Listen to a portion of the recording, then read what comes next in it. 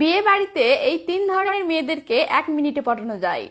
আমি খেয়াল করেছি প্রতিটি বিয়ে বাড়িতেই এমন কিছু মেয়ে থাকবেই থাকবে যারা বিয়ে বাড়িতে আসা ছেলেদের সাথে দুষ্টামি করার জন্য বা লাইন মারার জন্য একদম রেডি হয়ে থাকে।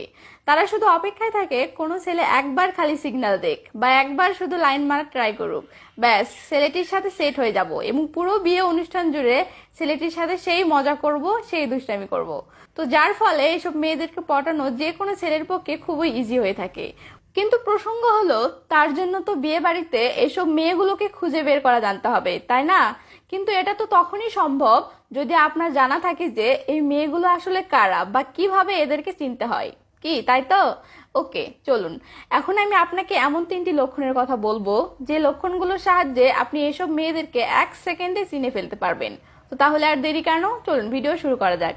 নাম্বার 1, দল ধরে ঘুরে বেড়ানো মেয়ে। আপনি যে